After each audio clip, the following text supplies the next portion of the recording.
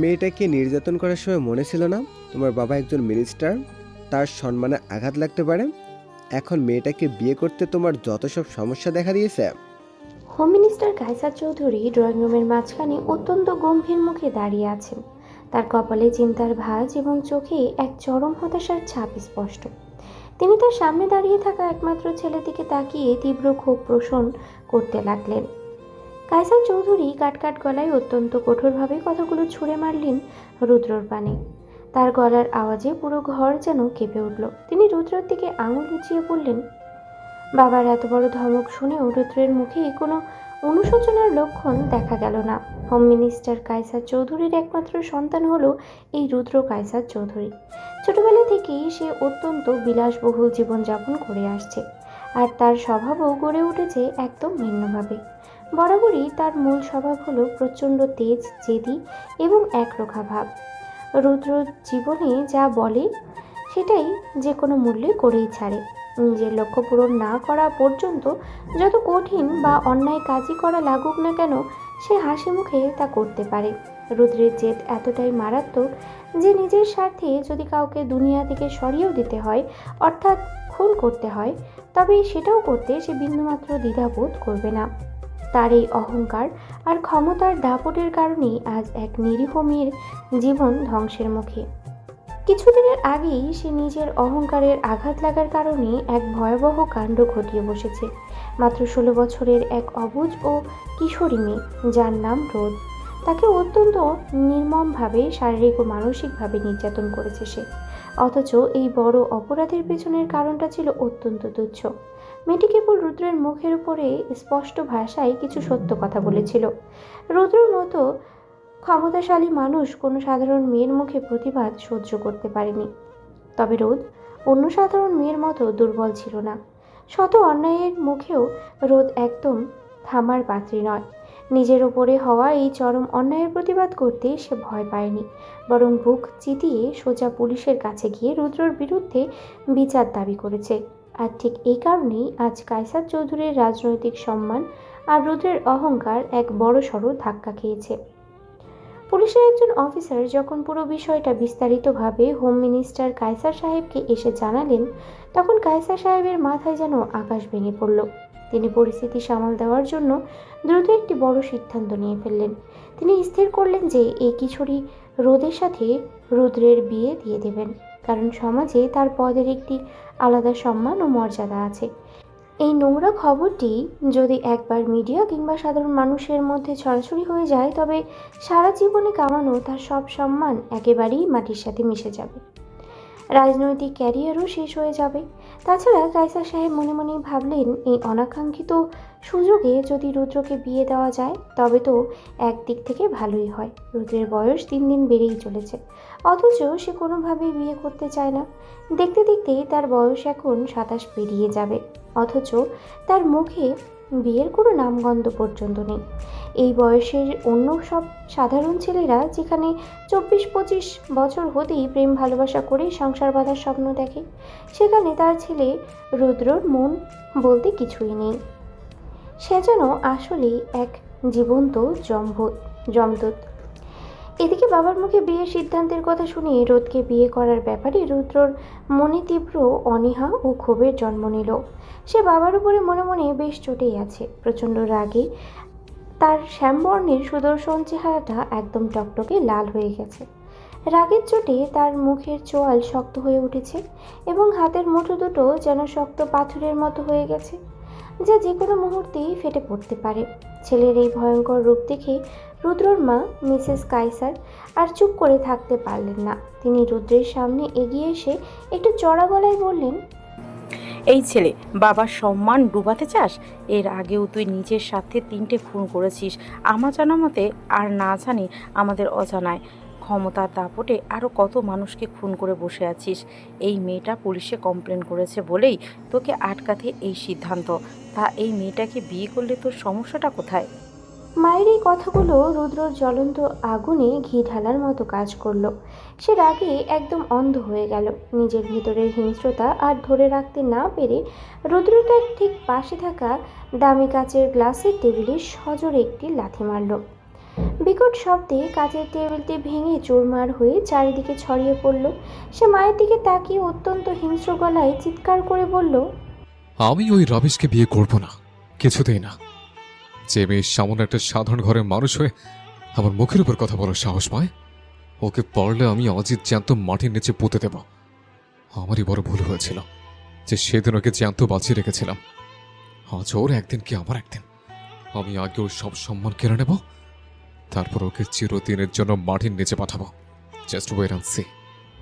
এই ভয়ঙ্কর ওর হুমকি স্বরূপ কথাগুলো উচ্চারণ করেই রুদ্র আর এক মুহূর্ত সেখানে দাঁড়ালো না। সে প্রচণ্ড রাগে পা দাপাতে দাপাতে ড্রয়িং রুম ছেড়ে বাইরের দিকে চলে গেল। তার চলে যাওয়ার পর পিছন থেকে কায়সার সাহেব আর মিসেস কায়সার দুজনেই তাকে থামানোর জন্য বারবার উচ্চস্বরে ডাকতে শুরু করলেন। কিন্তু রুদ্র এতটাই একরোখা আর জেদি যে সে তার বাবা মার কোনো কথাই কানে তুলল না এবং পেছন ফিরে না তাকিয়ে বাড়ি থেকে বেরিয়ে গেল। রোদের স্কুলের মূল ফটকে ঠিক সামনে এসে একটা বিকট শব্দে নিজের দামি স্পোর্টস বাইকটা থামালো রুদ্র। তার চোখে মুখে এখনো আগের সেই হিংস্র রাগের আভা স্পষ্ট ফুটে উঠেছে। বাইক থেকে নেমেই সে পকেট থেকে ফোনটা বের করলো এবং দ্রুত ডায়াল করে ফোনটা কানের কাছে তুলে নিল। ওপাশ থেকে ফোনটা রিসিভ হতেই রুদ্র অত্যন্ত গম্ভীর ও আদেশসূচক গলায় বলল, কোথায় তোরা?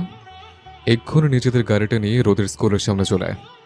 ওপাশ থেকে রুদ্রর এক বিশ্বস্ত অনুগত অত্যন্ত বিনয়ের সাথে উত্তর দিল, ওকে বড় ভাই, আমরা এখনই আসছি। ফোনটা পকেটে রেখে রুদ্র স্কুল গেটের দিকে তাকাতেই ছুটির জন্য অপেক্ষা করতে লাগলো। তার মনে তখন রোদকে শিক্ষা দেওয়ার এক কুৎসিত পরিকল্পনা ঘুরপাক খাচ্ছে। কিছুক্ষণ পর ঠিক রুদ্রের কথা মতো একটি কালো রঙের গাড়ি এসে তীব্র গতিতে সেখানে থামলো। গাড়িটা থামতেই ভেতর থেকে দুইজন যুবক তড়িঘড়ি করে নেমে রুদ্রের দিকে এগিয়ে এলো। তাদের মধ্যে একজন রুদ্রের চিনতে স্বভাবের বন্ধু, যার নাম রাহাত। রাহাত রুদ্রর এই রণমূর্তি দেখে বেশ অবাক হলো এবং কপালে চিন্তার ভাঁজ নিয়ে জিজ্ঞেস করলো, কী রে, আবারও তুই এই মেয়ের স্কুলের সামনে কেন এসেছিস? কি হয়েছে তোর? রুদ্রর চোখের কোণে তখন এক পিশাচি হাসি ফুটে উঠল। সে রাহাতের দিকে তাকিয়ে দাঁত কিরমির করে বলল, রাহাত, ওই সামান্য মেয়েটা পুলিশের কাছে গিয়ে আমার নামে কমপ্লেন করেছে। ওর এত বড় সাহস! Fucking page! হ্যাঁ, মেয়েটাকে এমন একটা মজা দেখাবো যা কোনোদিন কল্পনা করতে পারেনি। বন্ধুর মুখে এই ভয়ঙ্কর প্রতিশোধের কথা শুনে রাহাত মনে মনে বেশ ভয় পেয়ে গেল। সে কিছুটা কাঁপা কাঁপা হাতে রুদ্রের কাঁধের উপরে হাত রেখে আতঙ্কিত গলায় বলল, মানে তুই কি করতে চাচ্ছিস রুদ্র? আবারও কোনো খারাপ কাজ করতে চাচ্ছিস নাকি? রুদ্র রাহাতের হাতটা ঝাড়া মেরে সরিয়ে দিল এবং এক অদ্ভুত নিষ্ঠুর গলায় জবাব দিল, হ্যাঁ, খারাপই করব। ও তো আমার স্পর্শ পাওয়ার জন্য শেষমেশ বিয়ে করার পথটা বেছে নিয়েছিল, তাই না? আজ ওর সেই শখ আমি মিটিয়ে দেব। আজ ওকে ভালো করে বুঝিয়ে দেব যে রুদ্র চৌধুরী আসলে কে। স্কুলের ছুটির ঘন্টা পড়তেই চারিদিকে নীরবতা ভেঙে ছাত্রছাত্রীদের কোলাহল শুরু হয়ে গেল। একে একে অনেক শিক্ষার্থী স্কুলের মূল ফটক দিয়ে বাইরের দিকে বেরিয়ে আসতে লাগলো। রুদ্র এবং তার বন্ধুরা গাড়ির আড়ালে দাঁড়িয়ে তীক্ষ্ণ চোখে ভিড়ের মধ্যে রোদকে খুঁজতে লাগলো। কিছুক্ষণ পর দেখা গেল বান্ধবীদের সাথে হাসি মুখে গল্প করতে করতে রোদ হেঁটে আসছে। পুলিশের কাছে অভিযোগ করার পর তার মনে কিছুটা স্বস্তি ফিরে এসেছিল। সে ভেবেছিল আইন হয়তো এবার তাকে এই নরপশুর হাত থেকে বাঁচাবে, কিন্তু সে জানতো না যে রুদ্রর মতো হিংস্র একরোখা ছেলে আইন বা সমাজের তোয়াক্কা করে না। রোজ যখন বান্ধবীদের কাছ থেকে বিদায় নিয়ে একা বাড়ির উদ্দেশ্যে কিছুটা নির্জন রাস্তার দিকে এগোতে লাগলো, তখনই রুদ্র ইশারা করলো তার ছেলেদের। রাহাতের মনে ভয় থাকলেও রুদ্রর ভয়ে সেও চুপচাপ দাঁড়িয়ে রইল। অন্য ছেলেটি দ্রুত গিয়ে রোদের সামনে পথ আটকে দাঁড়ালো। রোদ আচমকা এই অচেনা লোকটির সামনে দেখে থমকে দাঁড়ালো এবং কিছুটা ভয় পেয়ে জিজ্ঞেস করলো, আপনারা কারা? আমার পথ কেন আটকাচ্ছেন? সামনে থেকে সরুন। ঠিক তখনই গাড়ির পেছন থেকে ধীরে পায়ে হেঁটে সামনে এলো রুদ্র। তাকে দেখা মাত্রই রোদের পুরো শরীর ভয়ে শিউরে উঠল। তার ফর্সা মুখটা মুহূর্তেই ফ্যাকাশে হয়ে গেল। রুদ্র তার দিকে এক পৈশাচিক দৃষ্টিতে তাকিয়ে ঠোঁটের কোণে বাঁকা হাসি ফুটিয়ে তুলল। সে রোদের একেবারেই কাছাকাছি এসে তার শক্ত চোয়াল চেপে ধরে অত্যন্ত নিচু কিন্তু ভয়ঙ্কর গলায় বলল, কে রে বেচে? ভেবেছিলি পুলিশের কাছে গেলে রুদ্র চৌধুরীর হাত থেকে বেঁচে যাবে? তোর এত বড় সাহস যে তুই আমার নামে কমপ্লেন করিস? আমার বাবা হোম মিনিস্টার হতে পারে, কিন্তু আমি নিজের নিয়ম নিজে তৈরি করি। তুই যে আমার জীবনটা নিয়ে ছেলেমেলে খেলার চেষ্টা করলি, তার শাস্তি তোকে পেতেই হবে। রোদ প্রচণ্ড ভয়ে কাঁপতে কাঁপতে নিজের মুখটা রুদ্রর শক্ত হাত থেকে ছাড়ানোর চেষ্টা করতে লাগলো। তার চোখ দিয়ে টপ টপ করে জল পড়তে শুরু করলো, কিন্তু তার ভেতরের প্রতিবাদের ভাষা হারিয়ে যায়নি। সে রুদ্রর চোখের দিকে তাকিয়ে কাঁপানো গলায় অথচ স্পষ্ট স্বরে বলল, রোদের এই পাল্টা জবাব রুদ্রর অহংকারে আরও একবার বড় আঘাত করল। সে রাগে অন্ধ হয়ে রোদের হাতটা সজোরে চেপে ধরল এবং টানতে টানতে গাড়ির দরজার দিকে নিয়ে যেতে লাগলো। রোদ চিৎকার করে চারপাশের মানুষের সাহায্য চাওয়ার চেষ্টা করলো, কিন্তু সেই নির্জন রাস্তায় তখন তাদের বাঁচানোর মতো কেউ ছিল না। রুদ্র গাড়ির দরজা খুলে রোদকে ভেতরের সিটে ধাক্কা দিয়ে ফেলে দিল এবং নিজে তার পাশে গিয়ে বসলো। রাহাত আর অন্য ছেলেটিও দ্রুত গাড়িতে উঠে স্টার্ট দিল। গাড়িটি তীব্র গতিতে রোদের স্কুল এলাকা ছেড়ে এক অজানা গন্তব্যের দিকে ছুটে চলল। গাড়ির ভেতরে রোদ তখন টুকরে টুকরে কাঁদছে আর রুদ্র জানালার বাইরে দাঁড়িয়ে এক কুৎসিত বিজয়ের হাসি আসছে, কারণ তার প্রতিশোধের প্রথম ধাপ সফল হয়েছে। চলন্ত গাড়ির ভেতরে বাতাসের চেয়েও যেন এক ভারী নীরবতা চেয়েছিল। রোদ গাড়ির এক কোণে গুটিসুটি মেরে বসে অনবরত কেঁদেই যাচ্ছে। তার চোখে জল গড়িয়ে পড়ছিল গাল বেয়ে। তার মনের ভেতরে আছড়ে পড়ছে এক চরম আতঙ্ক। সে বারবার জানলার বাইরে তাকানোর চেষ্টা করছিল যদি কোনো চেনা পথ চোখে পড়ে, কিন্তু গাড়িটি শহরের চেনা রাস্তা পেরিয়ে এক নির্জন হাইওয়ের দিকে চলে এসেছে। রুদ্র এক হাত সিটের উপরে ছড়িয়ে দিয়ে অত্যন্ত শান্ত কিন্তু হিংস্র চোখে রোদের কান্নার দৃশ্য উপভোগ করছিল। রোদের এই অসহায়ত্ব যেন তার অহংকারী মনকে এক অদ্ভুত আনন্দ দিচ্ছে। রোদ আর সহ্য করতে না পেরে নিজের সমস্ত শক্তি সঞ্চয় করে রোদ্রের দিকে তাকিয়ে চিৎকার করে ওঠে,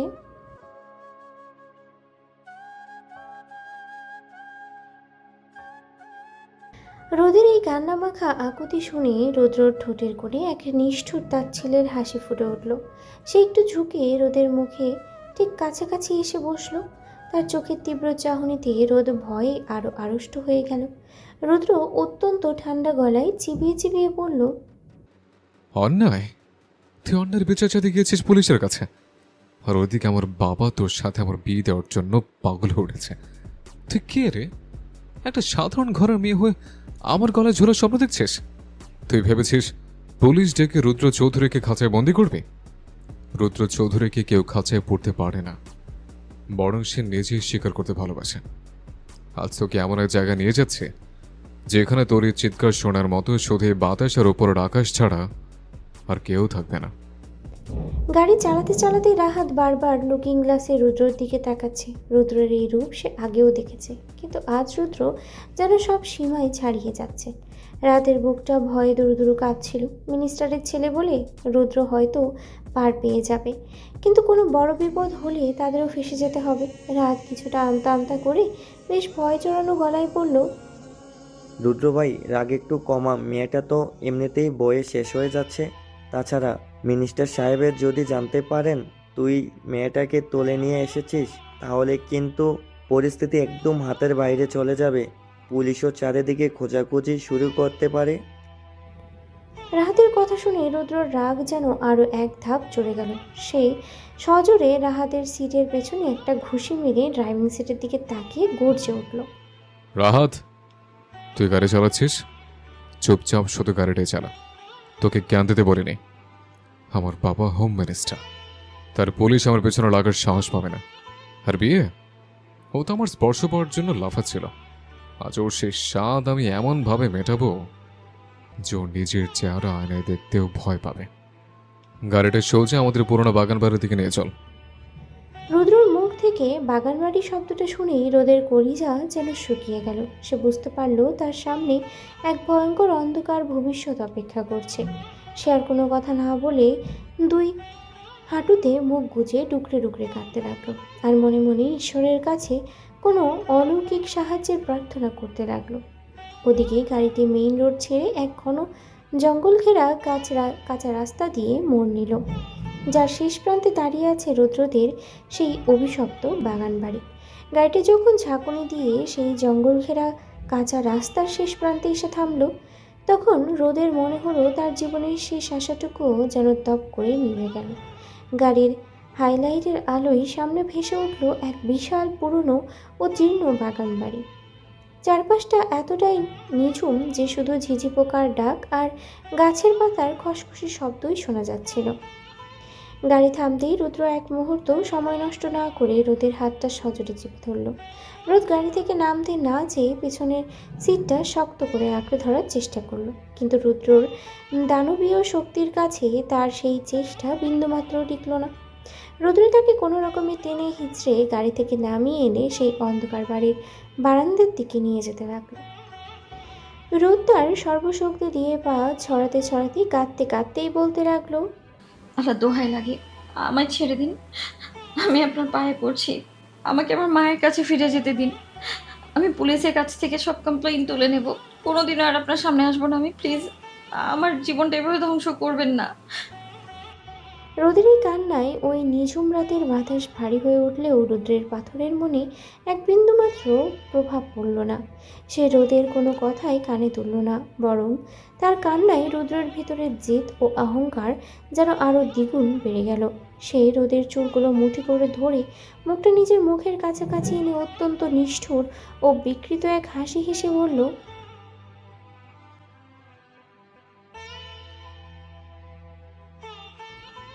এদিকে গাড়ির পাশে দাঁড়িয়ে রাহাত আর তার অন্য বন্ধুটি ভয়ে কাঁপছে। রুদ্রের এই রূপ দেখে তাদের হাত পা ঠান্ডা হয়ে আসছে। রাহাত বুঝতে পারছে যে রুদ্র আজ সত্যি বড় কোনো অঘটন ঘটিয়ে ফেলবে, আর হোম মিনিস্টারের ছেলে হওয়ায় রুদ্র হয়তো বেঁচে যাবে, কিন্তু তাদের জীবনটা জেলেই কেটে যাবে।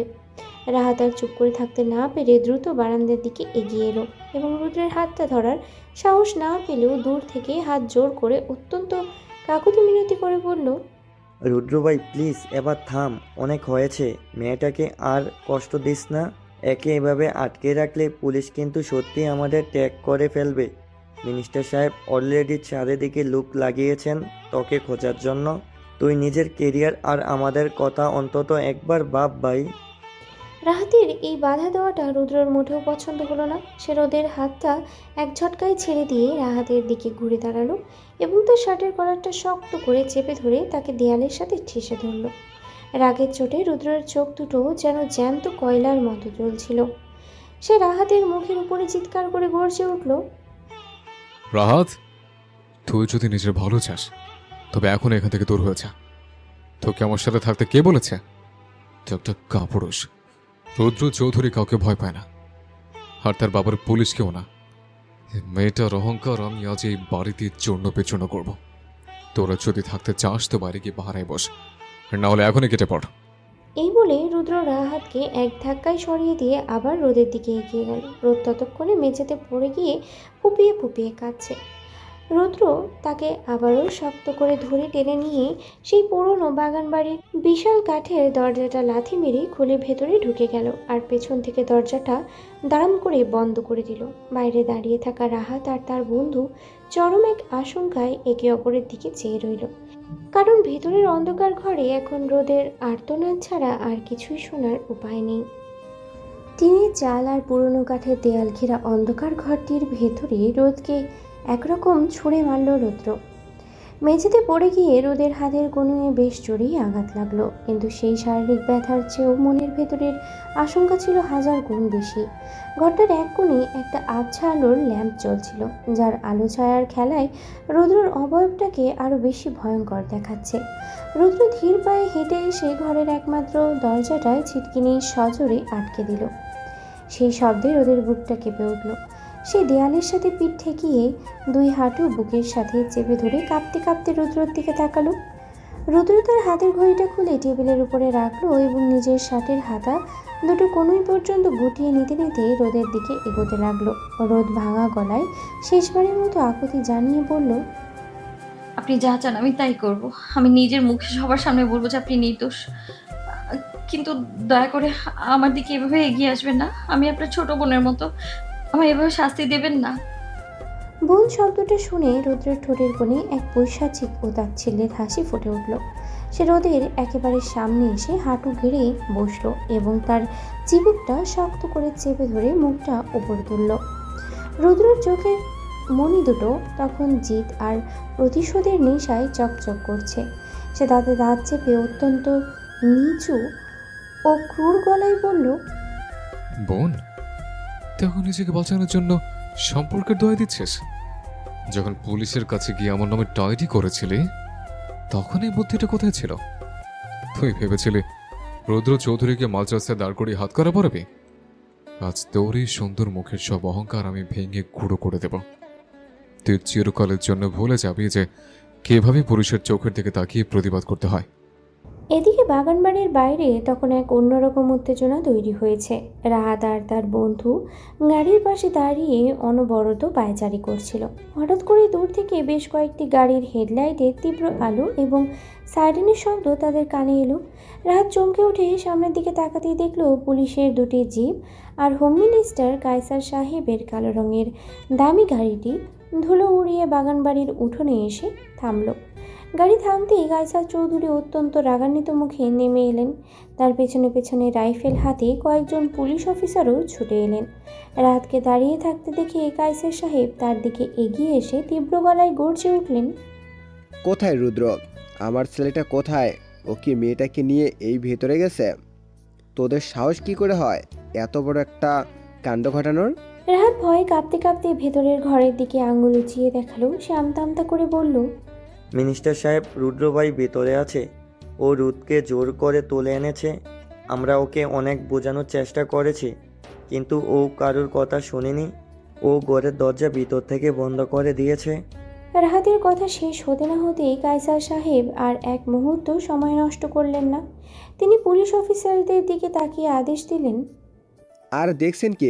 যান, দরজা ভেঙে ভেতরে ঢুকুন। আমার ছেলের মাথাটা একদম খারাপ হয়ে গেছে। ও আজ নিজের সাথে সাথে আমার সম্মানটাও পুরোপুরি শেষ করে দেবে। যে কোনো মূল্যে মেয়েটাকে অক্ষত অবস্থায় উদ্ধার করুন।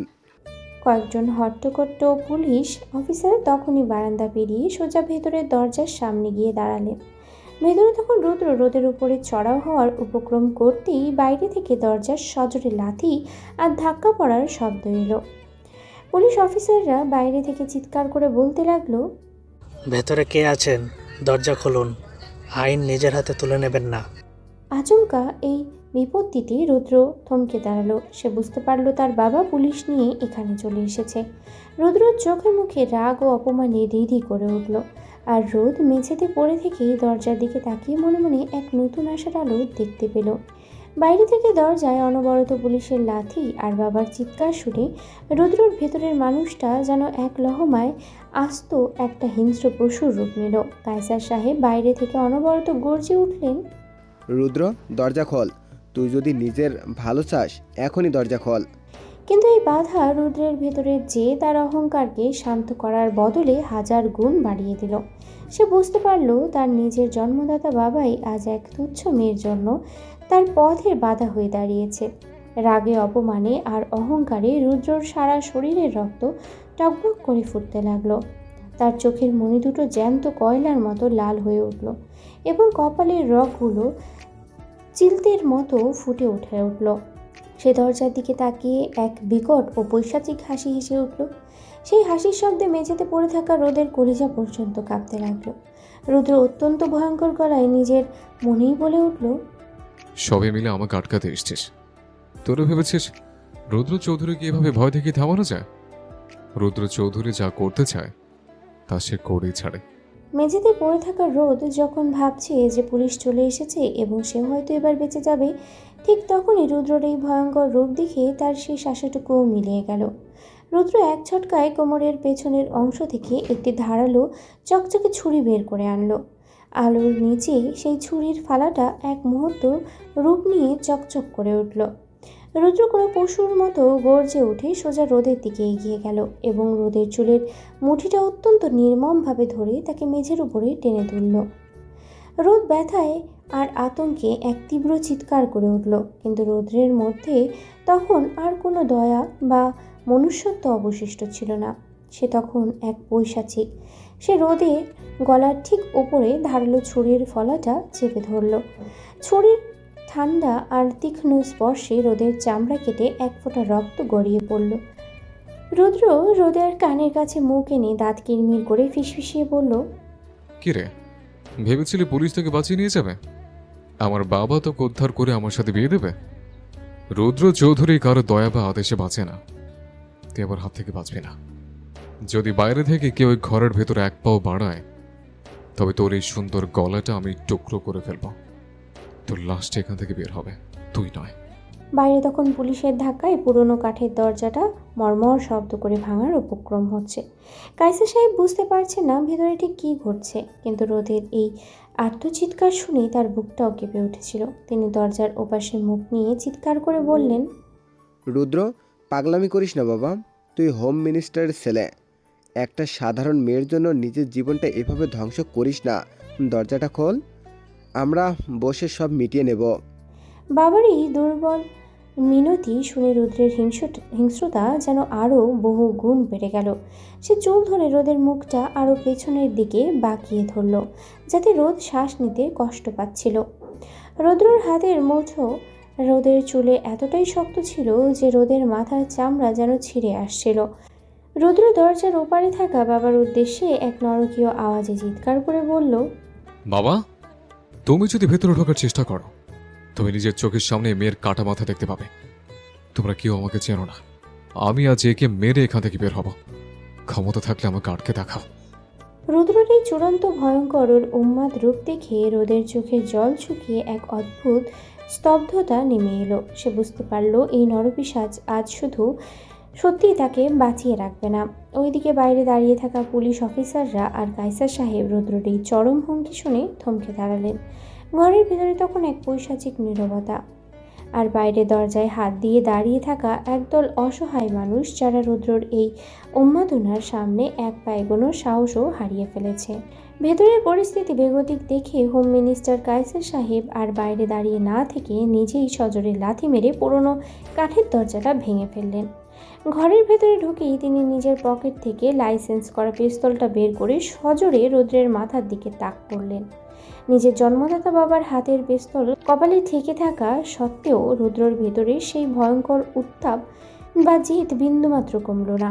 সে একটুও ভয় না পেয়ে বরং এক চরম তাচ্ছিল্যের হাসি হেসে বাবার দিকে তাকালো। তার চোখে সেই চাউনিতেই ছিল এক অদ্ভুত অবজ্ঞা। সেই অত্যন্ত ঠান্ডা ও কটু গলায় বলল, যেমন বাপ তেমন ছেলে। একদম ফ্রেশ ডিএনএ বলতে হয় ড্যাড। এই পরিস্থিতির পর এখনো কি তুমিও সমাজে নিজের পিঠ বাঁচাতে বলবে যে আমি ভুল করেছি?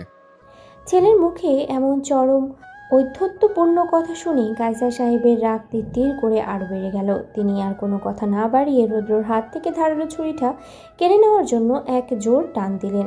সেই হ্যাচকা টানে ছুরির তীক্ষ্ণ ফলায় রুদ্রর নিজের হাতের তালুটা গভীরভাবে কেটে গেল এবং ভেতর থেকে ফিনকি দিয়ে রক্ত বের হতে শুরু করলো। কিন্তু রুদ্রের পাথরের ভাবমূর্তি আর মুখের অভিব্যক্তি দেখে বোঝার বিন্দুমাত্র উপায় নেই যে তার নিজের হাত কেটে এত রক্ত বেরোচ্ছে। সে যেন ব্যথায় ঊর্ধ্বে কোনো এক রোবট। কাইসার সাহেব রুদ্রকে এক পাশে ঠেলে দিয়ে রোদকে নিজের দিকে টেনে আনলেন। রোদ তখনও আতঙ্কে আর কান্নায় ফুপিয়ে ফুপিয়ে কাঁদছে। কাইসার সাহেব রুদ্রের দিকে তাকিয়ে অত্যন্ত কঠোর গলায় বললেন, আজ তুই আমার একমাত্র ছেলে বলে তোকে হাত করা পরিয়ে জেলে পাঠালাম না, কিন্তু মনে রাখিস রুদ্র, তোর জন্য এর চেয়েও বড় আর ভয়াবহ শাস্তি অপেক্ষা করছে।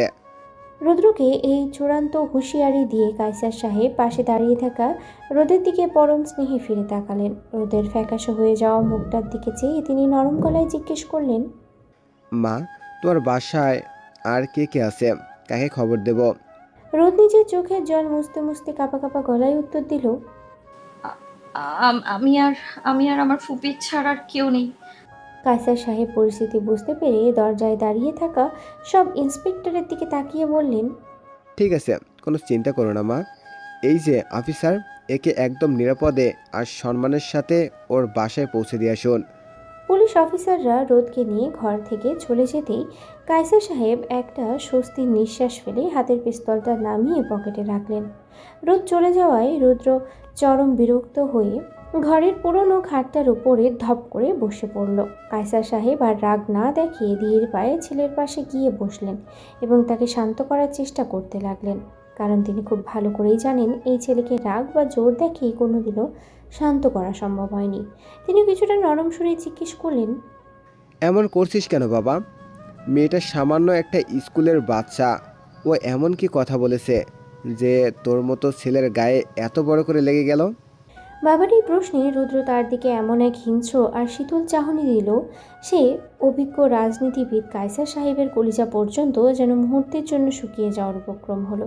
সে অত্যন্ত বিরক্ত ও কর্কশ সুরেই জবাব দিল, আর নাও, আমাকে ফালতু বিষয়ের কোনো প্রশ্ন করো না।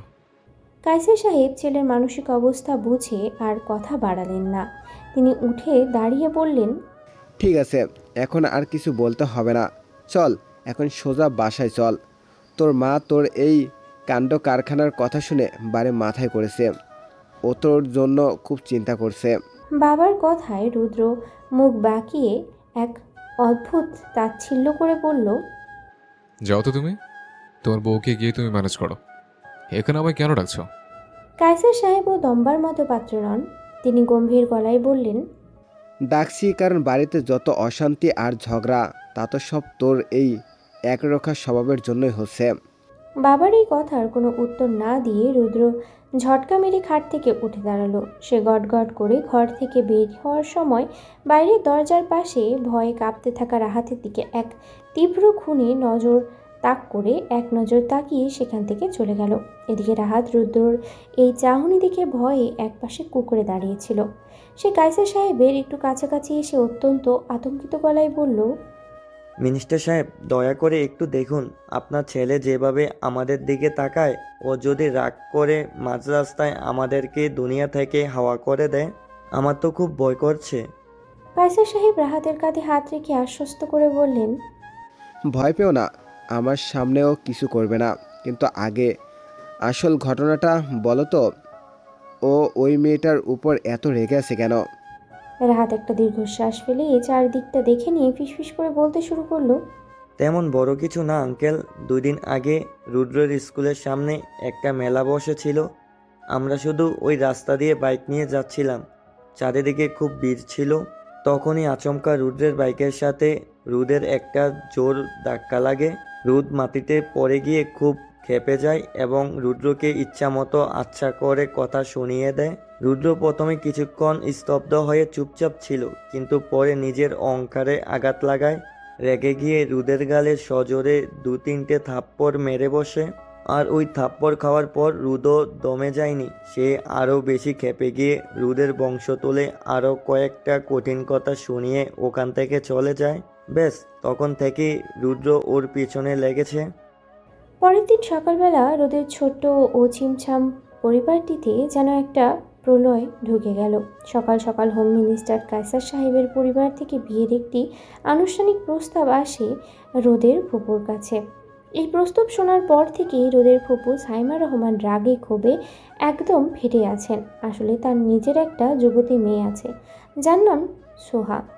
সাইমা রহমান মনে মনে আশা করেছিলেন যে এত বড় ঘরের কোনো প্রস্তাব আসলে তা হয়তো তার নিজের মেয়ের জন্যই আসবে, কিন্তু সব আশা ভেঙে দিয়ে প্রস্তাবটি এসেছে তার 2 চোখের বিষ ঘরের আশ্রিতা মেয়ে রোদের জন্য। এই হিংসা আর রাগ তিনি সামলাতে পারলেন না।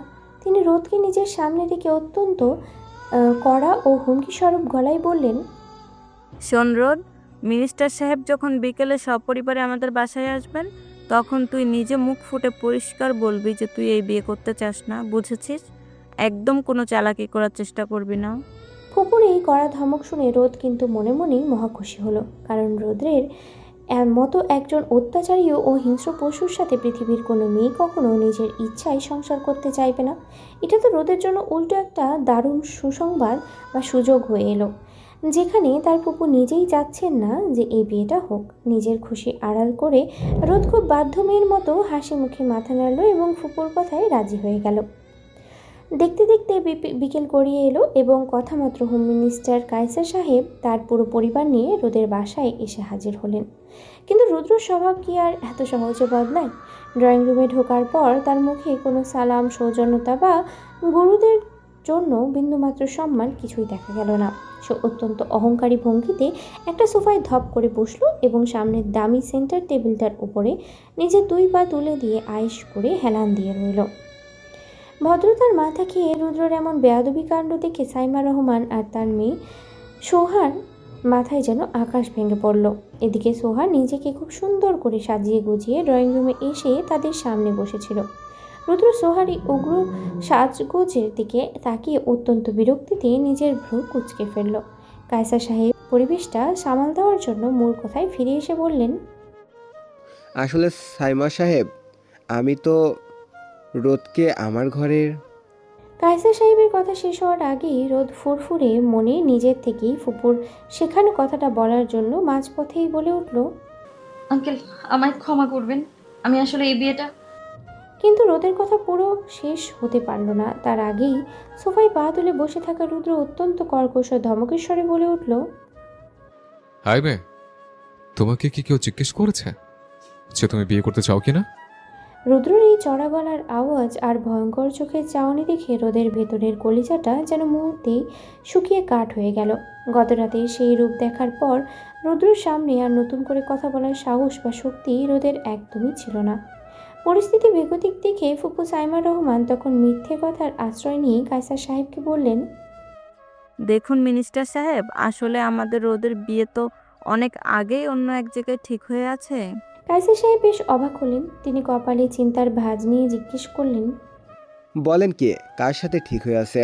সাইমা রহমান বানিয়ে বানিয়ে বললেন, এই তো আমাদের এখানেরই একটা ভালো ছেলে থাকে, ওর সাথেই। আসলে ওরা দুজন দুজনকে খুব ভালোবাসে, তো তাই আমরাও আর অমত করিনি। ফুপুর এই বানোয়াট কথা শুনে রুদ্র সোফায় বসেই এক চরম তাচ্ছিল্যের হাসি হেসে উঠল। সে রোদের দিকে এক নজর তাকিয়ে সাইমা রহমানকে উদ্দেশ্য করে বলল, তো মিথ্যে কথাটা তো ভালো করে বলতে পারেন না আপনি। কারণ কেন জানেন?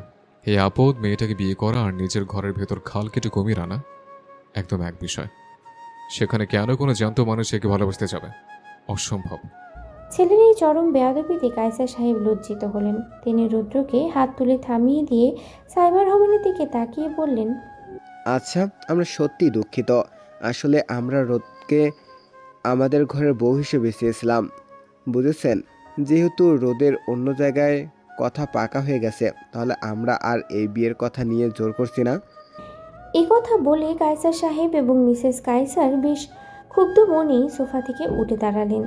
ওদিকে রোদের মনের ভেতরে তখন প্রচণ্ড অনুশোচনা হতে লাগলো।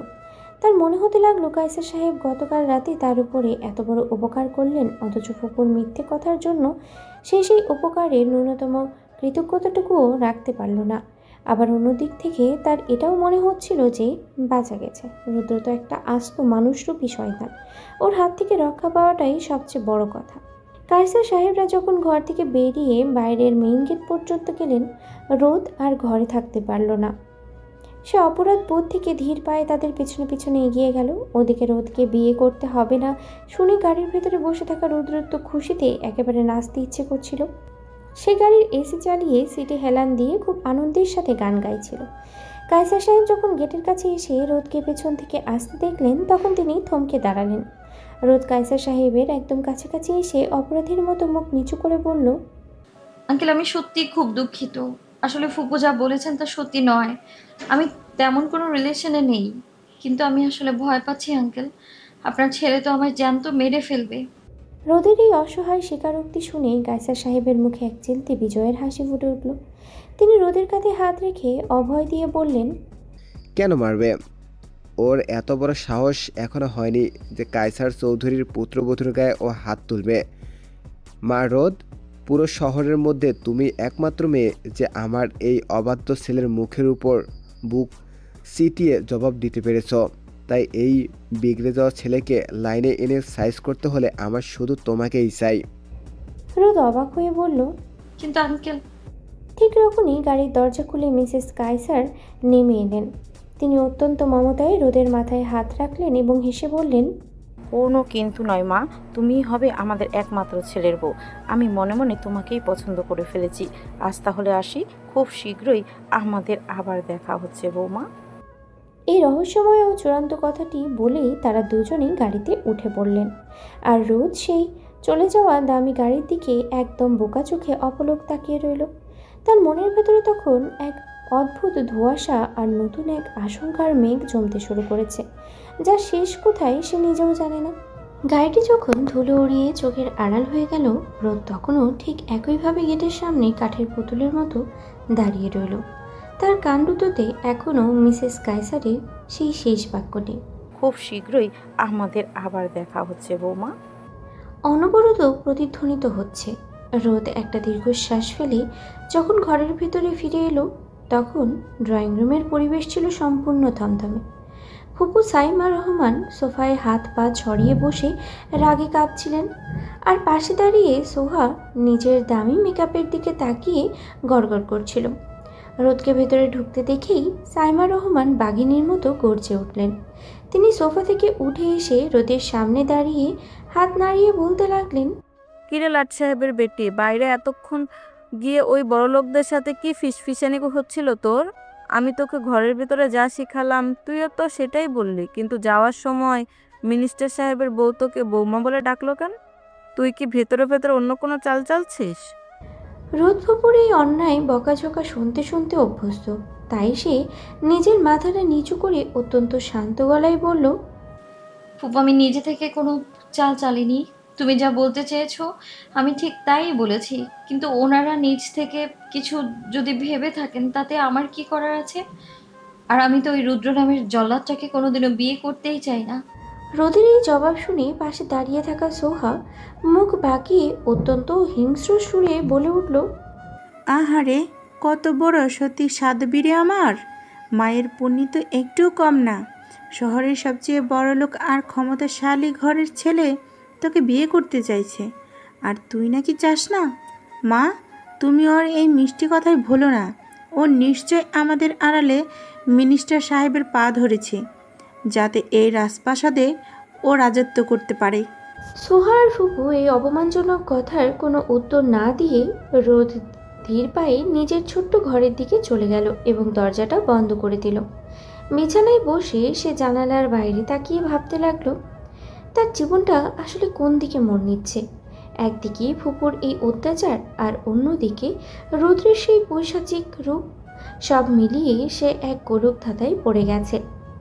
ওদিকে গাড়ির ভিতরে তখন অন্য এক ঝড় বইছে। গাড়ি স্টার্ট দেওয়ার পর থেকেই রুদ্র খুব খুশ মেজাজেই পপ গান গুনগুন করছিল, যেন সে এক বিশাল যুদ্ধ জয় করে ফিরেছে। কিন্তু তার এই আনন্দ বেশি সময় স্থায়ী হলো না। কায়সার সাহেব পেছনের সিটে বসে ড্রাইভিং সিটের পাশে থাকা রুদ্রর দিকে তীক্ষ্ণ চোখে তাকালেন। তিনি অত্যন্ত শান্ত কিন্তু গম্ভীর গলায় বললেন, রুদ্র, গানটা এবার বন্ধ করো আর নিজের কান দুটো খুলে ভালো করে খুলে শোনো। আগামী শুক্রবার তোর সাথে রোদের বিয়ে। আমি অলরেডি সব ব্যবস্থা করার নির্দেশ দিয়ে দিয়েছি। বাবার মুখে এই কথাটা শোনা মাত্রই রুদ্রের মুখের সেই বিজয়ের হাসি এক সেকেন্ডেই মিলিয়ে গেল। সে সজোরে গাড়ির ব্রেক চাপল, যার ফলে গাড়িটি এক বিকট শব্দ করে রাস্তার এক পাশে থেমে গেল। রুদ্র স্টিয়ারিং হুইলের ওপর নিজের হাতটা সজোরে থাপড় মেরে বাবার দিকে ঘুরে বসল। রাগে তার চোখ দুটো আবারও লাল হয়ে উঠল। সে চিৎকার করে বলল, ড্যাড, তুমি কি পাগল হয়ে গেছো? এই মেয়েটা তো নিজেই বললো ও কাউকে ভালোবাসে এবং এই বিয়ে করতে চায় না। তারপরও তুমি কেন জোর করে রাস্তার মেয়েকে আমার গলায় ঝোলাতে চাইছো? আমি কিছুতেই বিয়ে করবো না। কায়সার সাহেব ছেলের এই চিৎকারে একটুও না দমে গিয়ে ঠোঁটের কোণে একটা রহস্যময় হাসি ফুটিয়ে তুললেন। তিনি নিজের চশমাটা ঠিক করতে করতে বললেন, মেয়েটা কেন মিথ্যে বলেছিল তা আমি খুব ভালো করেই জানি। ও আসলে তোর ওই জানোয়ারের মতো রূপ দেখে ভয় পেয়েছে, কিন্তু আমি যা সিদ্ধান্ত নিয়েছি তার নড়চড় হবে না। তুই নিজেকে খুব বড় বীর ভাবিস না রুদ্র? যদি সত্যি তোর ক্ষমতা থাকে তবে ওই মেয়েটাকে নিজের ঘরণী বানিয়ে ওর অহংকার ভেঙে দেখাও। আর যদি না পারিস তবে মনে করব হোম মিনিস্টারের ছেলে আসলে একটা কাপুরুষ, যে একটা সাধারণ স্কুল পড়ুয়া মেয়ের সামনে দাঁড়িয়ে হেরে গেছে। বাবার এই কাপুরুষ শব্দটা রুদ্রর অহংকারী কলিজায় তীরের মতো গিয়ে বিঁধল। সে দাঁত কিরমির করে স্টিয়ারিংটা শক্ত করে চেপে ধরল। তার চোখ দিয়ে যেন তখন আগুন ঝরছিল। সে মনে মনে রোদের উপরে এক চরম এবং চূড়ান্ত প্রতিশোধের প্রতিজ্ঞা করে নিল। সে ভাবল এই মেয়েটার কারণেই আজ তার বাবা তাকে কাপুরুষ বলল। রুদ্র আর কোনো কথা না বলে গাড়ির গিয়ার চেঞ্জ করে তীব্র গতিতে গাড়িটি বাড়ির দিকে ছুটিয়ে দিল। কিন্তু তার মনের ভেতরের হিংস্রতার আগুন তখন পুরো গাড়ির বাতাসকে ভারী করে তুলেছে, যা রোদের জীবনকে এক নতুন ও ভয়ঙ্কর ভবিষ্যতের দিকে টেনে নিয়ে যাচ্ছে। বিকেলের নরম আলো তখন চারিদিকে ব্যস্ত শহরের উপরে ছড়িয়ে পড়েছে। রাস্তার মোড়ে একটা মাঝারি সাইজের চায়ের দোকানে বসে অধীর আগ্রহে আর চরম উৎকণ্ঠার অপেক্ষা করছে রাহাত আর দুর্জয়। বিশেষ করে রাহাতের মনের ভিতরে তখন এক অজানা ভয়ের ঝড় বইছে। গত রাতের ঘটনাটার পর থেকেই সে রুদ্রর সামনে যেতেও এক প্রকার ভয় পাচ্ছে। ঠিক তখনই দূর থেকে একটা চেনা স্পোর্টস বাইকের গর্জন শোনা গেল এবং মুহূর্তের মধ্যেই তাদের ঠিক সামনে এসে বাইক থামল। রুদ্র বাইক থেকে নেমেই সে নিজের মাথার হেলমেটটা খুলে একপাশে রাখলো এবং হাত দিয়ে ঘাড় ছুঁই ছুঁই সিল্কি চুলগুলো আলতো করে ঠিক করে নিল। তার চোখে সানগ্লাস, মুখে সেই চেনা যেদি ভাব। সে ধীর পায়ে এগিয়ে এসে রাহাতের মুখোমুখি একটা খালি সিটে গিয়ে বসলো। রুদ্রর এই শান্ত কিন্তু গম্ভীর রূপ দেখে রাহাত আরো বেশি কুঁকড়ে গেল। রুদ্র চশমাটা নামিয়ে তীক্ষ্ণ চোখে তাদের দিকে চেয়ে অত্যন্ত শীতল গলায় বলল, তোরা হুট করে আমাকে এই সাধারণ চায়ের দোকানে কেন ডেকেছিস? কি দরকার ছিল এত তাড়া দিয়ে ডাকার? রুদ্রর গম্ভীর কণ্ঠস্বর শুনে রাহাত আরো ভয় পেয়ে গেল। সে আমতা আমতা করে বেশ কাঁপা কাঁপা গলায় বলল, আসলে রুদ্র, মানে বলছিলাম যে রাহাতের এই তোতলামি রুদ্রর মোটেও পছন্দ হলো না। সে ভ্রুকুচকে টেবিলের উপরে হাত রেখে অত্যন্ত বিরক্ত সুরে তাকে থামিয়ে দিয়ে বলল, থাম তুই, কথা না বলে এভাবে তোতলাচ্ছিস কেন? এই কাপুরুষোচিত আচরণ কিন্তু রুদ্র কাইসার চৌধুরীর বন্ধুদের পার্সোনালিটির সাথে একদমই যায় না। আমার সাথে থাকতে হলে বুক ফুলিয়ে স্পষ্ট গলায় কথা বলতে শেখ। ভয়বর কি আছে? রুদ্র ধমক খেয়ে রাহাত একটু ঢোক গিলে সাহস সঞ্চয় করে জিজ্ঞেস করলো, মানে তুই গতকালের ওই ঘটনার পর আমাদের উপর রাগ করিসনি তো রুদ্র ভাই? বন্ধুর মুখে রাগের কথা শুনে রুদ্র এক তাচ্ছিল্যের হাসি হাসল। সে সোফায় পিঠ ঠেকিয়ে আরাম করে বসে বলল, রাগ কেন না করতে যাব? এসব ফালতু রাগ অভিমান তো মেয়েরা করে ব্রো। আমি একজন পুরুষ, আমি কেন এসব নিয়ে বসে থাকবো? ওসব ফালতু চ্যাপ্টার বাদ দে তো। চল আজকে কোনো একটা ভালো বারে যাই। কতদিন হলো ঠিকঠাক কোনো থ্রিল পাই না। লাইফটা বড্ড বোরিং হয়ে গেছে। এতক্ষণ ধরে চুপ করে থাকা দুর্জয় কৌতূহলী চোখে রুদ্রর দিকে তাকালো। সে রুদ্রর এই নির্বিকার ভাব দেখে বেশ অবাক হয়ে জিজ্ঞেস করলো, বারে যাবি তা তো ঠিক আছে, কিন্তু তোর বাবা যে ওই মেয়েটার সাথে তোর বিয়ে ঠিক করেছেন শুনলাম। মেয়েটা শেষমেশ তোর মতো ছেলেকে বিয়ে করতে রাজি হয়ে গেল? বিয়ে আর রাজি হওয়ার কথা শুনে রুদ্রের ঠোঁটের কোণে এক পৈশাচিক ও চরম অহংকারী হাসি ফুটে উঠল। সে সোফার হাতলে সজোরে একটা চাপ দিয়ে দুর্জয়ের দিকে তাকিয়ে চিবিয়ে চিবিয়ে বলল, রাজি তো ওকে হতেই হতো। কাইসার চৌধুরীর কথার উপর কথা বলার ক্ষমতা ওর নেই, কিন্তু ও রাজি হলেই কি সব হয়ে গেল? ওকে এবারের কেউ কোনোদিন মেনে নিলেও ওকে বউ বলে কে মানবে শুনে? আমি? এ রুদ্র কাইসার চৌধুরী কোনোদিন একটা রাস্তার ফালতু মেয়েকে নিজের স্ত্রীর মর্যাদা দেবে? Never, impossible. ওইসব বিয়ের নাটক দিয়ে আমাকে বেঁধে রাখা যাবে না। আমার লাইফে ওই চ্যাপ্টার অলরেডি ক্লোজড। হ্যাঁ, এখনো 2 দিন বাকি আছে শুক্রবার আসতে। এই 2 দিন আমার নিজের মতো বাঁচতে দে। চল এখন, আর সময় নষ্ট করিস না। এই বলে রুদ্র এক ঝটকায় সিট থেকে উঠে দাঁড়ালো এবং নিজের বাইকের চাবিটা আঙুলে ঘোরাতে ঘোরাতে সামনের দিকে এগিয়ে গেল। রাহাত আর দুর্জয় একে অপরের দিকে তাকালো। তারা বুঝতে পারল আগামী শুক্রবার বিয়েটা হলেও রোদের জন্য এক ভয়ঙ্কর ও অন্ধকার ভবিষ্যৎ অপেক্ষা করছে। এই বিয়েতে রোদের বিন্দুমাত্র সম্মতি ছিল না, কিন্তু তার ফুপু সেলেনা বেগম যখন মোটা অঙ্কের টাকার লোভ সামলাতে না পেরে সানন্দে রাজি হয়ে গেলেন, তখন রোদের আর কিছু করার ছিল না। শুক্রবার দুপুরের অলস সময়টাতে চারিদিকের প্রকৃতি যেন এক অদ্ভুত স্তব্ধতায় থমকে দাঁড়িয়েছিল। কড়া রোদ মাটির বুকে আছড়ে পড়ছে। আর ঠিক তখনই ঘরের ভেতরে রোদকে একটা টুকটুকে লাল রঙের লেহেঙ্গা দিয়ে কোণে সাজিয়ে সাজানো হচ্ছে। লাল কাপড়ের জমকালো কাজ আর গয়নার ভারে তাকে দেখতে অপসরার মতো লাগলেও তার মনের ভেতর তখন বিষাদের কালো মেঘ জমে উঠেছে। এই বিয়েতে রোদের বিন্দুমাত্র সম্মতি ছিল না, কিন্তু তার ফুপু সেলিনা বেগম যখন মোটা অঙ্কের টাকার লোভ সামলাতে না পেরে সানন্দেই রাজি হয়ে গেলেন, তখন রোদের আর কিছুই করার ছিল না। এক বুক কষ্ট আর তীব্র অভিমান নিয়ে রোদ একদম চুপচাপ বসে রইল। তার মনটা ভীষণ খারাপ হয়ে গেল। ফুপুর এমন নির্মম অত্যাচারের সামনে দাঁড়িয়ে কোনো প্রতিবাদ করার ভাষা বা শক্তি তার জানা ছিল না। তবে এই চরম অসহায়ত্বের মাঝেও রোদের মনের এক কোণে কেমন যেন একটা অজানা সাহস সঞ্চয় হতে শুরু করলো। সে নিজেকে মনে মনে শক্ত করতে চাইল, যেন যে কোনো পরিস্থিতির মুখোমুখি সে হতে পারে। ঠিক সেই থমথমে ভাবটার মাঝেই হঠাৎ করেই বাড়ির সামনের ফাঁকা রাস্তায় হর্ন বাজিয়ে পরপর দুটো বিলাসবহুল গাড়ি এসে থামল। চারদিকে নীরবতা ভেঙে গাড়ি থামার শব্দে বাড়ির ভেতরে একটা শোরগোল পড়ে গেল। প্রথম গাড়িটির দরজা খুলে গম্ভীর মুখে নেমে এলেন দেশের প্রভাবশালী মিনিস্টার কায়সার চৌধুরী, এবং তার পাশে বেশ অভিজাত্যের সাথে নেমে এলেন তার স্ত্রী মিসেস কায়সার।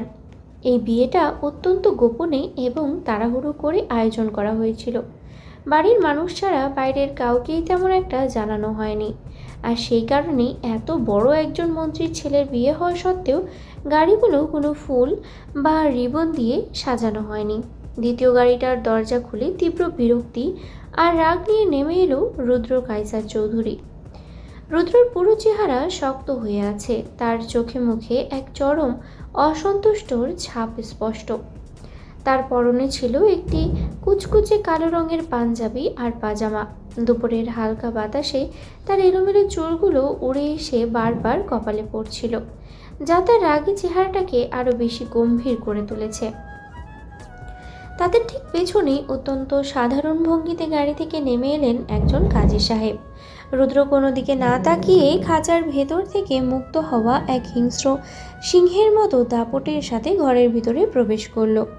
বসার ঘরের সোফাটায় যে অত্যন্ত তাচ্ছিল্যের সাথে নিজের পায়ের উপরে অন্য পা তুলে বসলো, যেন চারপাশের কোনো কিছুই সে পরোয়া করে না। কাজী সাহেব আর দেরি না করে তড়িঘড়ি করে বিয়ের মূল আনুষ্ঠানিকতা শুরু করে দিলেন। তিনি খাতা খুলে নিয়ম অনুযায়ী একে একে দুইজনকেই কবুল বলার জন্য অনুরোধ করলেন। নিজের জীবনের এত বড় একটা নির্মম সত্যকে মেনে নিতে গিয়ে রোদের চোখ ফেটে জল চলে এলো। সে কাঁদতে কাঁদতে কোনো মতে নিজের উপচে পড়া কান্নাকে সামলে নিয়ে কাঁপা কাঁপা গলায় কবুল বলে দিল। কিন্তু অন্য পাশে রুদ্র যখন কবুল শব্দটা উচ্চারণ করলো, তখন তার কণ্ঠস্বরে কোনো আবেগ বা গম্ভীর্য ছিল না। সে এমন এক অবহেলার সুরে কথাগুলো বলল, যেন এই পবিত্র বিয়েটা তার কাছে কোনো গম্ভীর বিষয় নয়, বরং নিতান্তই একটা পুতুল খেলা মাত্র। বিয়ের সব নিয়মকানুন শেষ হতেই তারা আর এক মুহূর্ত সেখানে অপেক্ষা করল না। কাজী সাহেবকে বিদায় জানিয়ে কনে রোদকে সাথে নিয়ে তারা দ্রুত গাড়িতে উঠে বসলেন এবং কিছুক্ষণের মধ্যেই বিশাল চৌধুরী মহলে এসে পৌঁছালেন। কিন্তু বাড়ির প্রধান ফটক পার হয়ে ভেতরে আসার পরও রুদ্রর ভেতরের রাগ বিন্দুমাত্র কমেনি। সে নতুন বউকে নিয়ে ঘরের ভেতরে প্রবেশ করার কোনো প্রয়োজনই মনে করল না। গাড়ি থেকে নেমেই সোজা নিজের বাইকটার দিকে এগিয়ে গেল এবং স্টার্ট দিয়ে তীব্র গতিতে বাড়ি থেকে বেরিয়ে চলে গেল। রুদ্রর এই চরম দায়িত্বহীনতা আর বেয়াদবি আচরণ দেখে কায়সার সাহেব নিজের রাগ আর ধরে রাখতে পারলেন না। তিনি ছেলের উপরে ভীষণ চটে গেলেন, কিন্তু এই মুহূর্তে নতুন আসা মেয়েটার সামনে নিজেকে সামনে নেওয়া ছাড়া উপায় ছিল না। কায়সার সাহেব অসহায় ও অপরাধী মুখে রোদের দিকে তাকালেন। তিনি পরম মমতায় রোদকে সান্ত্বনা দেওয়ার চেষ্টা করে নরম গলায় বললেন, কিছু মনে করো না মা, রুদ্রর এই আচরণ সত্যি মেনে নেওয়া যায় না। তবে আমি মন থেকে চাই তুমি একদিন তোমার ভালোবাসা আর ধৈর্য দিয়ে ওর এই খারাপ স্বভাবটা একদম ঠিক করে দেবে। শ্বশুরের সেই সান্ত্বনা ভরা কথার পিঠে রোদ আর কোনো তর্ক বা বাড়তি কথা বাড়ালো না। সে কেবল অত্যন্ত শান্ত ও লক্ষ্মী মেয়ের মতো আলতো করে নিজের মাথাটা নাড়ল। যার ভেতরে লুকিয়েছিল এক বুক নীরব দীর্ঘশ্বাস। এরপর ধীর পায়ে সিঁড়ি বেয়ে সে উপরের তলার দিকে চলে গেল। চারপাশটা কেমন যেন এক অদ্ভুত নিস্তব্ধতায় ঘেরা। রৌদ্রের ঘরের দরজার সামনে এসে রোদ যখন ভেতরে পা রাখলো তখন বিস্ময়ে তার চোখ কপালে ওঠার জোগাড় হলো। এটা কোনো সাধারণ মানুষের থাকার ঘর বলে মনেই হচ্ছে না। ঘরের একপাশে দেয়াল ঘেঁষে একটা বিশাল ও আধুনিক শোকেস দাঁড়িয়ে আছে, যার কাচের ওপাশ থেকে উকি দিচ্ছে পৃথিবীর নানান দেশের নামি দামি সব ব্র্যান্ডের ওয়াইনের বোতল। মদের বোতলগুলোর এই চকচকে সাজানো রূপ দেখেই বুকটা কেঁপে ওঠে। কিন্তু রোদের আসল ধাক্কাটা লাগলো যখন সে ঘরের অন্য একটা কোণের দিকে তাকালো। সেখানে রীতিমতো সাজিয়ে রাখা হয়েছে আধুনিক সব আগ্নেয়াস্ত্র বা পিস্তল তৈরির হরেক রকম সরঞ্জাম। দেখে মনে হওয়া খুবই স্বাভাবিক যে এটা কোনো সম্ভ্রান্ত পরিবারের যুবকের শোবার ঘর নয়, বরং কোনো এক অন্ধকার জগতের ভয়ঙ্কর মাফিয়ার গোপন আস্তানা কিংবা পিস্তল বানানোর কারখানা। রুমের ঠিক মাঝখানটাতে শোভা পাচ্ছে একটি বিশাল আকৃতির গোল বিছানা। খাটটা এতটাই বড় আর চওড়া যে সেখানে যদি একসাথে 10 জন মানুষও শুয়ে পড়ে তাও আর অনেকখানি জায়গা ফাঁকা পড়ে থাকবে। পুরো ঘরের রাজকীয় আয়োজন আর আসবাবপত্রের বহর দেখে রোদ ভেতরে ভেতরে এক চরম অস্বস্তি বোধ করতে লাগলো। যেহেতু ঘরটা আয়ত্তের অনেক বেশি বড়, তাই ঘরের দেয়ালের দুই প্রান্তে দুটো শক্তিশালী এসি বসানো রয়েছে। এই মুহূর্তে ঘরের পরিবেশ কিছুটা ঠান্ডা হওয়ার জন্য একটা এসি মৃদু শব্দে সচল রয়েছে, আর অন্য এসিটি আপাতত বন্ধ করে রাখা হয়েছে। রোদ অবশ্য ঘরের খুব বেশি ভেতরে হেঁটে বেড়ায় না। সে ঘরের ঠিক মাঝখানটাতে এক জায়গায় চুপচাপ দাঁড়িয়ে রইল এবং সেখান থেকেই কেবল নিজের দুটো চোখ ঘুরিয়ে ঘুরিয়ে পুরো ঘরের সব অদ্ভুত আর রহস্যময় পরিবেশটা খুঁটিয়ে খুঁটিয়ে দেখতে লাগলো। চারপাশের এই পরিবেশ তার চেনা জগতের চেয়ে একদমই আলাদা। গায়ের ভারী লেহেঙ্গা আর গহনাগুলো এতক্ষণে রোদের শরীরে এক চরম অস্বস্তি আর ক্লান্তি তৈরি করেছিল। কোণের এই জমকালো শ্বাসটা শরীর থেকে নামানোর জন্য সে ব্যাকুল হয়ে উঠল। ভাগ্যিস গাড়ি থেকে নামার পর তার শাশুড়িমা পরম মমতায় তাকে একটা সাধারণ সুতির শাড়ি হাতে দিয়েছিলেন। রোদ আলতো করে ব্যাগ থেকে সেই সুতির শাড়িটা বের করে নিল। এত বড় আর অচেনা একটা ঘরে একা শাড়ি বদলাতেও তার ভেতরে কেমন যেন একটা ভয় আর জড়তা কাজ করছিল। তাই সে পা টিপে টিপে এগিয়ে গিয়ে ঘরের ভারী কাঠের দরজাটার ভেতর থেকে ভালো করে আটকে দিল। দরজার লকটা লাগানোর পর একটা দীর্ঘশ্বাস ফেলে সে নিজেকে একটু শান্ত করার চেষ্টা করলো, যেন এই বন্ধ দরজার আড়ালে অন্তত কিছুটা সময়ের জন্য নিজের মতো করে হাফ ছেড়ে বাঁচতে পারে। শহরের এক কোণে অবস্থিত একটি অভিজাত এবং অন্ধকারাচ্ছন্ন বারের ভিআইপি কাউন্টারে বসে আছে রুদ্র। চারিদিকে নিয়ন আলোর ঝলকানি আর কান ফাটানো মিউজিকের মাঝেও তার ভিতরে রাগ যেন একটুও কমেনি, বরং সময়ের সাথে সাথে তা আরও উগ্র রূপ ধারণ করছে। রুদ্রর ঠিক মুখোমুখি সোফায় বসে আছে তার দুই ঘনিষ্ঠ বন্ধু রাহাত আর দুর্জয়। বাড়ির টেবিল ভর্তি নানান রকম মদের বোতল সাজানো থাকলেও রাহাত আর দুর্জয় দুজনের কেউই মদের গ্লাসে হাত ছোঁয়ালো না। তারা বেশ চিন্তিত মুখে রুদ্রর দিকে তাকিয়ে আছে। অন্যদিকে রুদ্রর চোখে মুখে তখন এক পরম প্রতিহিংসা আর ক্ষোভের আগুন জ্বলছে। সে যেন চারপাশের কোনো কিছুর তোয়াক্কা না করে একের পর এক মদের গ্লাস নিমিষেই খালি করে যাচ্ছে। তরল বিষ যেন তার ভেতরের জ্বলন্ত আগুনটাকে আরও বাড়িয়ে দিচ্ছে। রুদ্রর এই লাগামহীনভাবে মদ খাওয়া দেখে রাহাত আর নিজেকে সামলাতে পারল না। সে পরম বিরক্তি আর উৎকণ্ঠা নিয়ে রুদ্রর দিকে তাকিয়ে একটু চড়া গলায় বলে উঠল, কি রে, তোর কি হঠাৎ করে মরার শখ জেগেছে? আর কত গিলবি তুই এভাবে বাড়িতে নতুন ভাবিকে ওভাবে ফেলে রেখে? রাহাতের মুখ থেকে ভাবি শব্দটা শুনে শেষ হওয়ার আগেই এক অনাকাঙ্ক্ষিত ঝড় বয়ে গেল। রুদ্রর ভেতরে চেপে রাখা রাগটা যেন আগ্নেয়গিরির মতো ফেটে পড়ল। কিছু বুঝে ওঠার আগে রুদ্রর এক শক্ত ও প্রচণ্ড ওজনের খুশি এসে লাগলো রাহাতের চোয়ালে।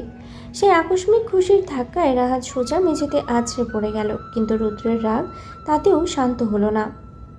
সে বাঘের মতো হিংস্র ভঙ্গিতে মেঝেতে পড়ে থাকা রাহাতের শার্টের কলার দুটো দু হাতে শক্ত করে চেপে ধরল এবং বাড়ির সেই ভিআইপি জোনে দাঁড়িয়ে পশুর মতো চিৎকার করে গর্জে উঠল, কে ভাবি? কার ভাবি? ওই চরিত্রহীন বেশ্যাটা? খবরদার রাহাত, মুখ সামনে কথা বলবি। আজ থেকে ভুলেও যদি ওকে আমার বউ বলে ডেকেছিস, তবে তোর মুখ আমি চিরকালের জন্য বন্ধ করে দেব। মনে রাখিস, এ বিয়েটা আমার কাছে স্রেফ একটা নামের বিয়ে, এর বাইরে কিচ্ছু না। ও মেয়েটাকে আমি কদিন এমন নরক যন্ত্রণা দেব, ওর নিজে থেকে আমার জীবন ছেড়ে পালিয়ে যেতে বাধ্য হবে। কথাগুলো শেষ করেই রুদ্র তীব্র ঘৃণায় রাহাতের কলারটা এক ঝটকায় ছেড়ে দিল। নিজের ভেতরের অস্থিরতা কমাতে সে টেবিল থেকে মদের আরেকটি নতুন বোতল তুলে নিল এবং গ্লাসে ঢালারও কোনো প্রয়োজন মনে না করে সরাসরি বোতলের মুখটাই নিজের ঠোঁটে পুরে দিল। ঢকঢক করে সে বোতল থেকে কাঁচা মদ গিলতে শুরু করলো। ওইদিকে মেঝেতে পড়ে থাকা রাহাত ব্যথায় গোঙাতে থাকলো। দুর্জয় দ্রুত এগিয়ে গিয়ে তাকে টেনে তুলল। রুদ্রর এই ভয়ঙ্কর রূপ দেখে দুর্জয় বেশ ভালো করেই বুঝতে পারছে যে কি এই মুহূর্তে রুদ্রকে কিছু বলতে যাওয়া মানে নিজেকে বিপদ আরও ডেকে আনা। তাই সে রাহাতের কাঁধে হাত রেখে চোখের ইশারায় তাকে একদম শান্ত থাকার ইঙ্গিত দিল, যেন রাহাত আর একটিও শব্দ উচ্চারণ না করে। ঘড়ির কাঁটায় রাত তখন প্রায় 12টা ছুঁই ছুঁই। চারিদিকে চেনা শহরটা ততক্ষণে এক গভীর ঘুমে তলিয়ে গেছে। মদে চুর হয়ে থাকা রুদ্র এতক্ষণে নিজের বাইকটা স্টার্ট দিয়ে হেলে তুলে বাড়ির পথের দিকে রওনা দিল। শহরের কোলাহল পেরিয়ে তার বাইকটি এখন সম্পূর্ণ এক নির্জন ও অন্ধকার রাস্তা ধরে সামনের দিকে এগোচ্ছে। চারপাশটা এতটাই নিঝুম যে কেবল রুদ্রের বাইকের ইঞ্জিনের গর্জনটাই সেই নীরবতা ভেঙে দিচ্ছে। অতিরিক্ত মদ্যপানের কারণে রুদ্রর চোখ দুটো বুজে আসছিল। সে এক প্রকার আধো আধো চোখে কোনো মতে সামনে রাস্তার দিকে নিজের দৃষ্টি ধরে রাখার আপ্রাণ চেষ্টা করছিল। কিন্তু ঠিক তখনই ঘটল এক বিপত্তি। আচমকা বাইকের চাকার সামনে শক্ত কোনো কিছু একটা আটকে গেল এবং প্রচণ্ড একটা ঝাঁকুনি দিয়ে বাইকটা মাঝ রাস্তায় একদম থমকে দাঁড়িয়ে পড়ল। এই আকস্মিক বাধায় রুদ্র নেশাগ্রস্ত মস্তিষ্কে চরম রাগ ও বিরক্তি তপ করে জ্বলে উঠল।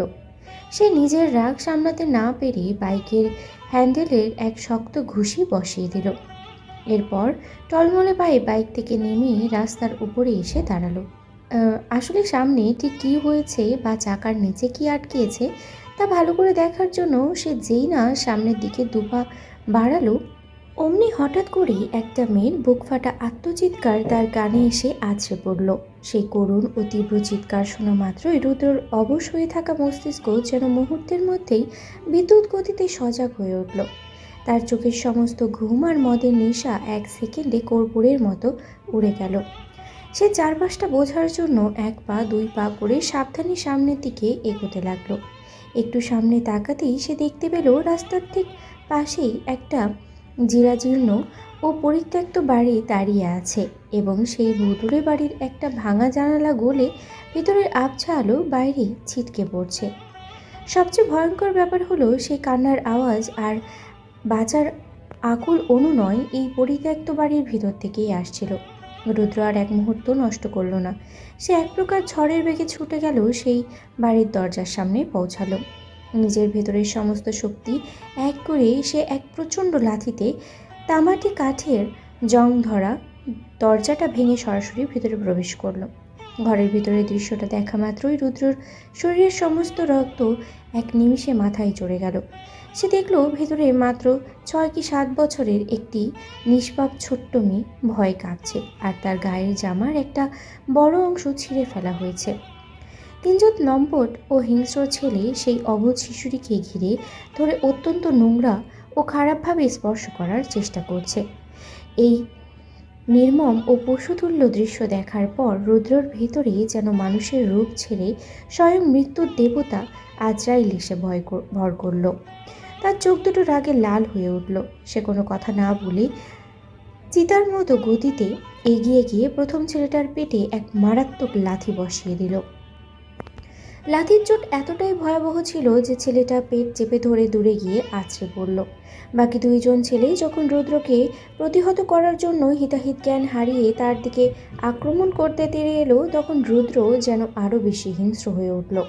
সে একের পর এক এমন প্রাণঘাতী এবং নিখুঁত আঘাত করতে লাগলো যে সেই বদমাইশগুলোর শরীর থেকে প্রাণ বের হওয়ার মতো অবস্থা তৈরি হলো। রুদ্রর মারের চোটে কিছুক্ষণের মধ্যেই সেই তিনজনই রক্তাক্ত অবস্থায় মাটিতে লুটিয়ে পড়ল এবং ব্যথায় তীব্র চিৎকার করতে করতে মাটিতে গড়াগড়ি খেতে লাগলো। লম্পট তিনটে মাটিতে নিস্তেজ হয়ে পড়ার পর রুদ্রর দৃষ্টি গেল ঘরের কোণে জড়সড় হয়ে থাকা সেই ছোট্ট মেয়েটির দিকে। সে অত্যন্ত নরম ও মায়াবী ভঙ্গিতে এগিয়ে গিয়ে মেয়েটিকে নিজের দুহাতে আলতো করে কোলে তুলে নিল। তবে এত বড় একটা দুর্ঘটনার পর মেয়েটি এতটাই আতঙ্কিত হয়ে পড়েছিল যে সে উদ্ধারকর্তা রুদ্রকে প্রচণ্ড ভয় পাচ্ছিল এবং ভয়ে আরও বেশি কুঁকড়ে যাচ্ছিল। মেয়েটির মনে সেই চরম ভীতি দূর করার জন্য রুদ্র নিজের রাগী কণ্ঠস্বরকে একদম নরম ও আপন করে তুলল। সে মেয়েটির মাথায় হাত বুলিয়ে দিয়ে গভীর আশ্বাস ভরা কণ্ঠে বলে উঠল, একদম ভয় পেও না বোন, আমি তোমার ভাই, তোমার আর কোনো ভয় নেই। এই পিশাচগুলো তোমার আর কোনো ক্ষতি করতে পারবে না। তুমি লক্ষ্মী মেয়ের মতো বাইরে গিয়ে একটুখানি অপেক্ষা করো, আমি এখনই আসছি। ছোট্ট মেয়েটিকে পরম যত্রে কোল থেকে নামিয়ে ঘরের বাইরে নিরাপদ একটা জায়গায় দাঁড় করিয়ে দিল রুদ্র।